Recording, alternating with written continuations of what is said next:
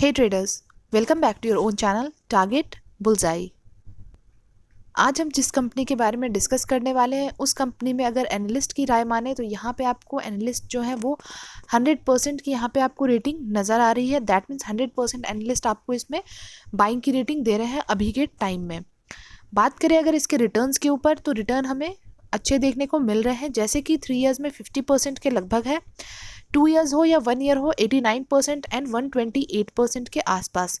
6 month में भी हमें अच्छे नज़र आ रहे हैं, जैसे कि 96% के लगभग। 3 मंथ हो, 1 वीक हो या YTD हो, आपको इसमें भी नंबर्स जो है वो बुरे नहीं नज़र आ रहे हैं। 1 मंथ की बात करें तो 1 मंथ में आपको थोड़ा सा एक यहाँ पे आप कह सकते हैं कि नेगेटिव में आपको परसेंटेज दिख रहे हैं, रिटर्न्स दिख रहे हैं। दैट मीन्स अभी जो इसमें हमें एक अच्छी अपॉर्चुनिटी यहाँ पे हम ढूंढ सकते हैं, बिकॉज अभी शेयर 1 महीने से वैसा चला नहीं है, आपको यहाँ जो नेगेटिव में डिनोट कर रहा है। तो उस हिसाब से देखेंगे कि इस शेयर में हमें कहाँ पे अपॉर्चुनिटी नज़र आती है, उस बेसिस पे इसमें इन्वेस्टमेंट कब करना है या कब इसमें हम घुस सकते हैं शेयर के लिए। तो वो सारा कुछ हम इस वीडियो में देखेंगे, तो वीडियो को आप आखिरी तक ज़रूर देखें। बाकी चैनल को आप सब्सक्राइब करना ना भूलें अगर चैनल पे आप नए हैं। बाकी अगर वीडियो आपको अच्छा लगे तो लाइक शेयर किए बिना ना जाए। एंड आपके पास अभी तक अगर कोई भी डीमैट अकाउंट नहीं है तो वो आपको हमारे चैनल के जो डिस्क्रिप्शन बॉक्स है उसमें आपको लिंक भी मिल जाएगा एंड उसका प्रोसेस भी मिल जाएगा। हमारे प्राइवेट चैनल में भी आप वहाँ से जुड़ सकते हैं। तो आज हम लोग बात करने वाले हैं टाटा मेटालिक्स कंपनी के ऊपर। तो टाटा मेटालिक्स कंपनी क्या करती है? ये सब्सिडरी कंपनी है टाटा स्टील की। ये इस्टेब्लिश हुई थी 1990 में। So this company is India's leading producer of high quality iron, pig iron and ductile iron pipes. तो ये इंडिया की लीडिंग प्रोड्यूसर है iron pipe, pig iron and ductile iron pipe के। अब अगर बात करते हैं कि ये जो एनुअली कितना इनका मेटल प्रोडक्शन कैपेसिटी है, तो यहाँ आप देखेंगे कि 5 लाख टन इनके मेटल प्रोडक्शन कैपेसिटी है, जिसमें से 2 लाख टन ये कन्वर्ट हो जाते हैं डक्टाइल आयरन पाइप में एंड जो 3 लाख टन है वो कन्वर्ट होते हैं पिग आयरन के लिए। तो आपने देखा कि कंपनी जो है वो मैन्युफैक्चर में है, ये प्रोडक्शन में है। ये कंपनी जो है वो pig iron and ductile iron pipes को प्रोड्यूस करती है। अब यहाँ पे देखेंगे इस कंपनी के जो सेल्स ग्रोथ के परसेंटेज नज़र आ रहे हैं वो यहाँ पे हमें 5 और 3 साल में तो अच्छे नज़र आए हैं, बट वहीं आप 1 साल में देखेंगे यहाँ पे आपको जो है वो -4.85 के आसपास नेगेटिव में नज़र आ रहा है। ऑब्वियसली ये कंपनी मैन्युफैक्चरिंग में है, प्रोडक्शन में है, तो इनके जो ड्यू टू कोविड सिचुएशन या फिर ड्यू टू पेंडेमिक आप कह सकते हैं कि जो इनके फैक्ट्रीज थे, जो इनका मैन्युफैक्चरिंग यूनिट था वो शटडाउन था, और यही वजह है कि यहाँ पे इम्पैक्ट हुए हैं ऐसे जितनी भी कंपनीज है जिनके प्रोडक्शन और मैन्युफैक्चरिंग की कंपनीज थी। एंड उस टाइम पे जब सारे ही आप कह सकते लेबर क्लास लोग अपने गांव को चले गए थे या फिर लेबर वहाँ पे अवेलेबल नहीं थे, और इस वजह से उनको अपना जो भी है वो मैन्युफैक्चरिंग वगैरह शट डाउन करना पड़ा था, जिसका हमें सीधा सीधा असर जो है वो सेल्स ग्रोथ परसेंटेज के ऊपर देखने को मिल रहा है। अब बात करते हैं इसके प्रॉफिट ग्रोथ परसेंटेज के ऊपर। तो यहाँ पे भी हमें सेम सिनेरियो नज़र आएगा, जैसे कि 5 और 3 ईयर्स में आपको जो परसेंटेज है वो अच्छे नज़र आ रहे हैं, जैसे कि 14% एंड 12% के लगभग। बट 1 ईयर की बात करें तो 1 ईयर में आपको यहाँ पे जो है वो डिप ज़रूर नज़र आ रहा है, वो है -8.76% के लगभग।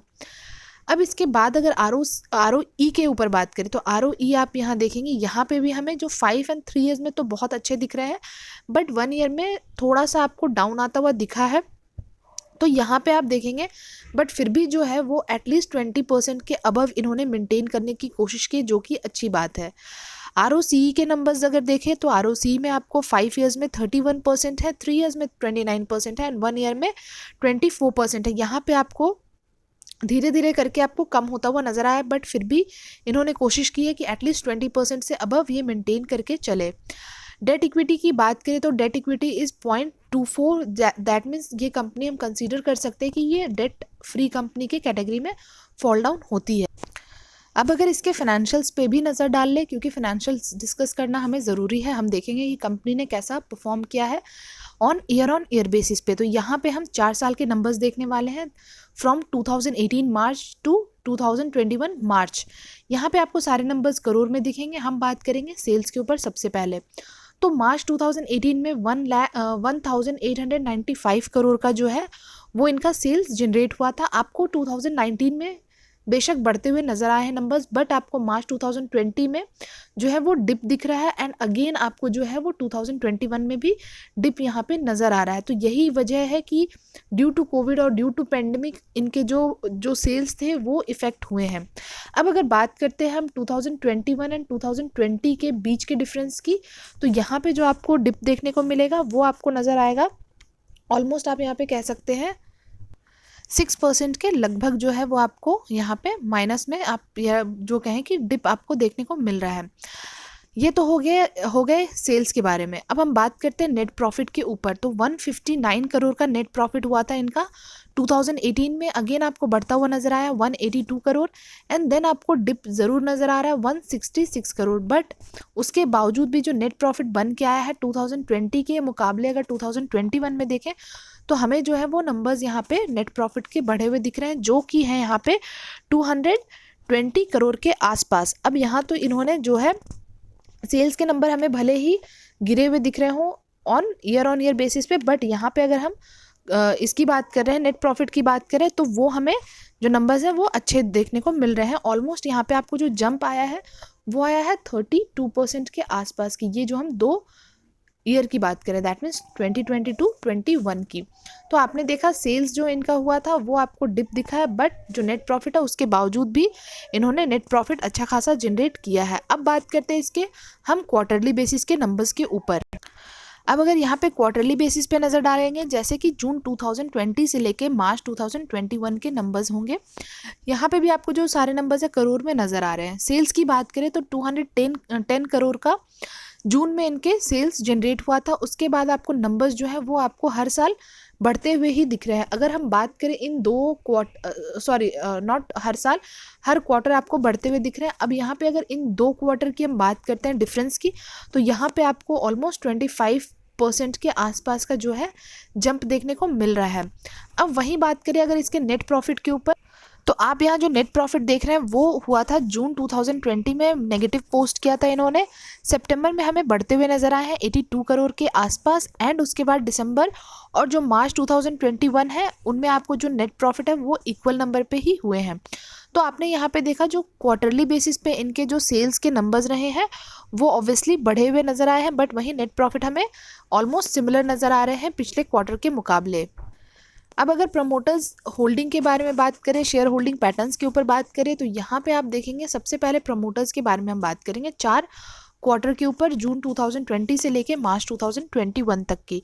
यहाँ से आपको जो इनके नंबर्स हैं वो आपको सितंबर में बढ़े हुए दिखे एंड उसके बाद इन्होंने बहुत अच्छे तरीके से कंसिस्टेंसी मेंटेन की। ऑलमोस्ट 60% के आसपास इनके पास होल्डिंग है। तो काफ़ी सारे नंबर्स में होल्डिंग्स आपको प्रमोटर के पास ही देखने को मिल रहे हैं। FII के पास जो होल्डिंग्स है वो हमें उतने मेजर नंबर्स में नहीं दिख रहे हैं, हमें बहुत कम नंबर्स दिख रहे हैं 1.28 से, फिर इन्होंने जो घटाया है 0.95 तक ये लोग पहुंच गए।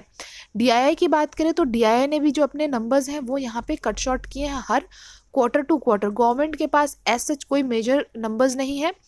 अगर पब्लिक की बात करें तो पब्लिक के पास आपको काफ़ी अच्छे नंबर्स देखने को मिल रहे हैं, जैसे कि 25% से लेके आप देख सकते हैं यहाँ पे डिप आया था, बट उसके बाद हर क्वार्टर आपको बढ़ते हुए नंबर्स दिख रहे हैं, जैसे कि 24 से लेके 25% के आसपास तक पहुँच गई है इनकी होल्डिंग दिसंबर 2020 से लेके मार्च 2021 तक। अब अगर प्लेज की बात करते हैं तो हमें यहाँ पे किसी भी तरह का कोई प्लेज नज़र नहीं आ रहा है। बात करें कौन कौन से म्यूचुअल फंड्स हैं जो इसमें अभी इन्वेस्टमेंट कर रहे हैं, तो आप देखेंगे कि HDFC small cap fund direct growth के हैं 2.43, PGIM इंडिया फ्लेक्सी कैप है, HDFC retirement saving fund equity है, ICICI prudential small cap and Sundaram balanced advantage fund direct growth. तो और आपको यहाँ पे जो परसेंटेज है वो भी आपको यहाँ पे क्लियरली विजिबल है। तो आप देख सकते हैं ये 5 म्यूचुअल फंड ऐसे हैं जो अभी इसमें इन्वेस्टमेंट कर रहे हैं। अब अगर इसके वैल्यूएशन की बात करते हैं तो आप यहाँ पे EPS जो है वो आप देख सकते हैं 69 के आसपास आपको EPS यहाँ पे नज़र आ रहा है। इंडस्ट्री PE इज़ 12 एंड जो स्टॉक PE इज़ 16.38। ऑब्वियसली आपको थोड़ा सा ओवर वैल्यूड प्राइस पे मिल रहा है। वहीं डिलीवरेबल्स की बात करें तो 22% की आज इसमें डिलीवरी हमें देखने को मिल रही है। अब देखते हैं मंडे के दिन इसमें कैसा कारोबार होता है और मंडे को आपको क्या करना है वो हम देखते हैं चार्ट के ऊपर। अब चलते हैं सीधा हम चार्ट के ऊपर, फिर वहाँ पे हम देखेंगे कि इसके लेवल्स एंड सपोर्ट्स क्या निकल के आ रहे हैं। अब यहाँ पे हम चार्ट में देखेंगे 1 वीक के टाइम फ्रेम पे हम सबसे पहले बात करेंगे, जहाँ हर एक कैंडल 1 वीक को रिप्रेजेंट करता हुआ नजर आ रहा है। सबसे पहले बात करें अगर प्री कोविड की, तो प्री कोविड के टाइम पे ये जो शेयर था वो था 690 के आसपास कारोबार करता हुआ दिख रहा था। उसके बाद की बात करें जब इसमें एक डिप आता हुआ नजर आया है, तब आप देखेंगे ये 307 तक के अपने प्राइस पे पहुंच चुका था, और उस टाइम भी अपने इस जगह पे इसने अपने जितने भी ईएमए हैं काफ़ी ऊपर, ये नॉट काफ़ी ऊपर बट हाँ फिर भी अपने सारे ईएमए के ऊपर कारोबार करता हुआ नज़र आ रहा था, और यहाँ पे हमें सारे ही जितने भी ईएमए उसको ब्रेक करके नीचे आता हुआ नज़र आया है। उसके बाद आप देखेंगे साइडवे में ये बढ़ता हुआ सीधा चला है एंड 1380 तक यहाँ पे आपको जाता हुआ नज़र आ रहा है ये शेयर। तो ये काफ़ी ऊपर अपने जहाँ भी था उससे काफ़ी ऊपर ये पहुँच चुका था। उसके बाद आप देखेंगे कुछ हफ्तों से इसमें आपको एक यहाँ पे प्रॉफिट बुकिंग नज़र आती हुई आई है, जिसके बाद ये जो शेयर है ये आपको 1140 के आसपास आज के दिन कारोबार करता हुआ नज़र आ रहा था। अब अगर बात करें इसके छोटे टाइम फ्रेम पे, जहाँ पे हमें बेहतर तरीके से ये समझ आएगा कि ये शेयर जो है वो कहाँ हमें लेना चाहिए या फिर हमें होल्ड करना चाहिए। अब देखते हैं यहाँ पे छोटे टाइम फ्रेम के ऊपर, जो कि हमने बात किया है कि यहाँ तक ये पहुँचा था शेयर, और उसके बाद अभी आपको यहाँ पे कारोबार करता हुआ दिख रहा है जो कि है 1140 के आसपास। अगर ये अपने 1145 के ऊपर ब्रेकआउट देता है, जो कि ये लेवल निकल के आ रहा है, तो इसके बाद आपको आने वाले दिनों में ये 1250 के आसपास जाता हुआ दिखेगा। उसके बाद की बात करें तो 1300 तो जाएगा ये 1300। उसके बाद आप 1400 के लिए भी आप वेट कर सकते हैं, और जो भी आप वेट करते हैं या फिर आप जब तक होल्ड करते हैं वो आपके टाइम होराइजन पर ही सब कुछ डिपेंड करता है। कुछ लोग बहुत शॉर्ट टर्म के लिए होल्ड करते हैं तो वो शॉर्ट टर्म बेसिस पे अपने जो है वो प्रॉफिट बना के निकल जाते हैं। अब अगर नेक्स्ट और लेवल की बात करें तो 1525 तक भी आपको आता हुआ दिखेगा। तो बस आपको ये है कि थोड़ा आपको उस हिसाब से होल्ड करना पड़ेगा। एटलीस्ट आप 3 to 4 मंथ आप वेट करें, होल्ड करें, उसके बाद ही आप इतना आप एक्सपेक्ट कर सकते हैं किसी भी शेयर से। अब अगर बात करते हैं कि अगर इसने ब्रेकआउट दिया नीचे की तरफ, दैट मीन्स अपने जो ये रेड लाइन है, क्योंकि रेड लाइन पे आप देखेंगे कि काफ़ी टाइम तक इसने कंसोलिडेट किया है, और उसके बाद इसने ऊपर एक आप देखेंगे कि इसमें बाइंग इमर्ज होती हुई नज़र आई है 2 दिनों से हमें, बट उसके बाद भी इसने ब्रेक नहीं किया था। जो अपने ये 1145 का जो लेवल है उसको इसने ब्रेक नहीं किया था, बट अभी लग रहा है कि ये ब्रेक करके निकल सकता है। तो अगर ये निकलता है, क्योंकि हमें MACD से ये सीधा सीधा पता चल रहा है कि MACD के थ्रू हमें क्लियर इंडिकेशन मिल रहा है कि ये अब ऊपर जाने के लिए रेडी है, क्योंकि इसने काफ़ी टाइम तक कंसोलिडेट किया अपने रेड लाइन पे, दैट मीन्स जो निकल के आता है 1075 के आसपास, बट इसने उसको ब्रेक नहीं किया है। वहाँ से इसमें आप देखेंगे कि बाइंग इमर्ज होती हुई नज़र आई है। इस वजह से अब आपको आने वाले दिनों में जो हमने लेवल्स की बात की है 1250, 1300, 1400 एंड 1525, तो वहाँ तक हमें जाने के चांसेस दिख रहे हैं। बट उसके बावजूद भी अगर आपको आने वाले टाइम में नीचे की तरफ आपको ब्रेकआउट नज़र आता है जो कि 1075, दैट मीन्स रेड लाइन है, तो आपको आने वाले दिन में आपको दिख सकते हैं जो इसके सपोर्ट होने वाले हैं वो आपको 1000 के आसपास या 1010 के आसपास आपको नज़र आने वाला है, जो कि इसके येलो लाइन पे जो है वो निकल के आ रहे हैं। इसको थोड़ा हम जूम कर लेते हैं ताकि हमें बेटर तरीके से जो चीज़ें हैं वो दिख जाए। तो आप यहाँ देखेंगे कि ये जो है आपके येलो लाइन पे 1010 के आसपास आपको आता हुआ सपोर्ट इसका दिखेगा। अदरवाइज आप 900 के लिए भी एक्सपेक्ट कर सकते हैं नीचे आता हुआ, एंड उस हिसाब से आप चाहें तो आप इसमें एक्यूमुलेट कर सकते हैं। But this is a right time जब आप इसमें इन्वेस्टमेंट करेंगे, और उसके बाद आपको यहीं से प्रॉफिट बनना स्टार्ट होगा। आपको अभी वेट करने की ज़रूरत भी नहीं है। बट इन केस आपको अपने फाइनेंशियल एडवाइज़र से कनेक्ट करने के बाद लगता है कि नहीं हमें वेट करना चाहिए, तो आप वेट कर सकते हैं इसके नीचे आने की। अदरवाइज़ ये भी जो जगह है या फिर जहाँ पे भी जो शेयर है वो ट्रेड कर रहा है, ये भी अच्छा जगह है, अच्छा टाइम है। आप चाहे तो इसमें आप इन्वेस्टमेंट करें, और उसी हिसाब से आप जो भी है आप अपना प्रॉफिट आप एक्सपेक्ट कर सकते हैं। तो आई थिंक आज के वीडियो में हमने इस शेयर के बारे में काफ़ी कुछ डिस्कस किया। शेयर भी अच्छा है, कंपनी भी अच्छी है, तो आप चाहें तो आप इसमें इन्वेस्टमेंट स्टार्ट कर सकते हैं। बाकी आप देखें कि मंडे को इसमें क्या कारोबार रहता है, उस हिसाब से आप रेडी रहें एंड अपने नज़र बनाए रखें।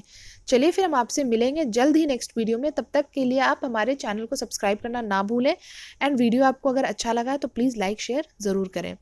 चलिए फिर, thank you and take care.